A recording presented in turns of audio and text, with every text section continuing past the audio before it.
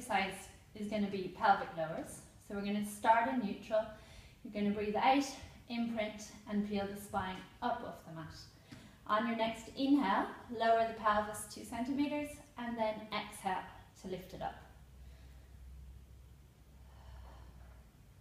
So just be careful that it's not too big a movement. If you feel it in the lower back, you can make it less of a movement. Glance down every so often and make sure the knees are staying hip distance apart. On the exhale, you can engage, and the inhale, see if you can release. And we're doing this for 45 seconds, working into the inner thighs and into the glutes. Let's check how much time we have to go. Let's go for another 10 seconds. Last 5.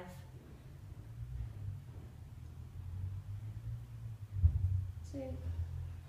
On the last one, lift your pelvis up, roll down through the spine, find neutral, float the legs to tabletop, hold on to the back of the thighs and curl up to sit up. You're going to straighten out the legs, arms go back behind you, hands facing whichever way you like, and you're going to lift. So you inhale then and you lower the tailbone, and then you exhale and you lift the pelvis. So we're working into the back of the body. Make sure the glutes are working to help lift you up, engaging the abdominals each time you lift as well. So lots of work for the upper body with this. Exhale as you lift, press into the heels. If you like, you can try squeezing the big toes together as well. Just helps to engage those inner thighs. We're going to go for another 5 seconds. Stay open across the chest. And then you're over onto your side. Prop yourself up onto your elbow. It should be under your shoulder. Bottom knee bent, top arm long, and lift. So the arm is the only thing that's moving here. On the exhale, you're floating it up to the ceiling. On the inhale, you lower it back down. Think about lifting the bottom rib cage away from the mat. Lifting a little bit more each time you lift the arm. Lengthen out through the crown of the head so your spine should be straight. We're going to go for another 20 seconds. Keep lifting the hips, keep lifting the rib cage. Last 5 arm floats. Last 3, 2, and last one. Lower the arms, lower the pelvis, come down to the other end of your mat. Prop yourself up onto your elbow and lift. It's exactly the same exercise. Don't be surprised if you find it harder on one side than on the other. Keep looking forwards. Lift that rib cage away from the mat, and exhale, lift the arm. Inhale, lower. Working all of that bottom side of the body here into the outside of the pelvis, those glutes, and the waist muscles. And then all those shoulder stabilizers are keeping you stable. We've got another 15 seconds, just floating the arm up and down, nice and easy.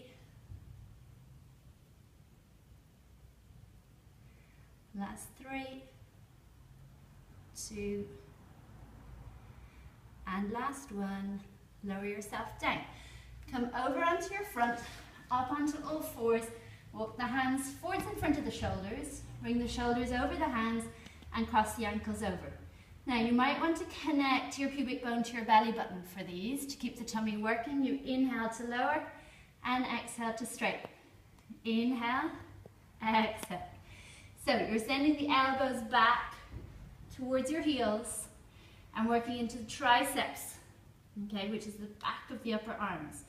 Make it a small bend. You've got to stay here for a while. So don't bend too far or you're going to run out of strength very quickly. We're doing another 15 seconds. Keeping that connection between the pubic bone and the belly button, just to make sure those lower abdominals are working. Last 2. Good. And last one. straighten up. You're going to straighten the legs, actually probably, yeah, straighten the legs back behind you, lower yourself down slowly and straighten out the arms. So the legs are out behind you, nice and straight, a bit wider than your hips, hands a bit wider than your shoulders. You're going to lift your right arm and your left leg, keeping your head down just for the first few. Switch sides. Breathe out to lift, breathe in to lower. One more time, and now we're going to lift the head as well. So lift and lower. When you lift, open through the front of the chest, and lift.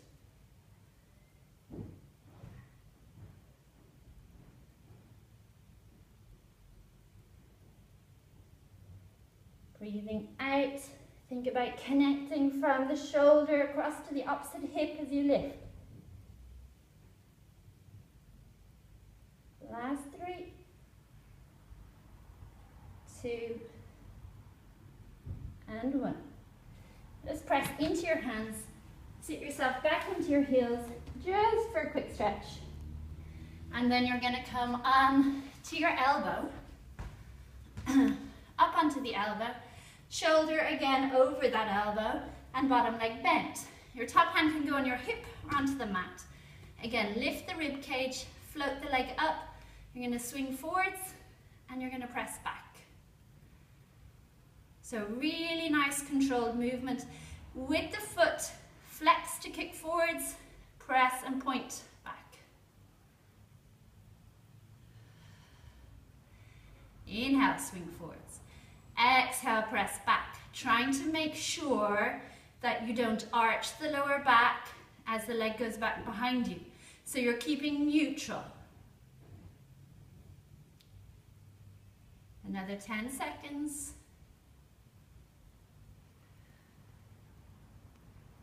Last 2. And last 1. And then you're going to bend the knee. Just release the glutes quickly and come down to the other end. So you're up onto the elbow once again, bottom knee bent. Hand, you can see I move it between. I like it on the mat, but sometimes it helps to have it here just for neutral.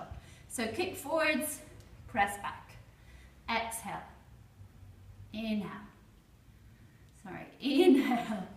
Exhale. Let's lift that bottom rib cage away again. Pressing into that bottom elbow. Good. For 4, 3, last 2, and 1. We're going to do another 5 just to bring us up to the time. Inhale, exhale, press, check on that lower back.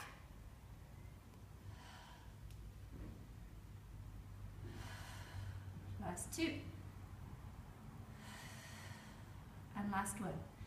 Swing and press, lower the leg, bend it up, release the glute, and turn over onto your foot.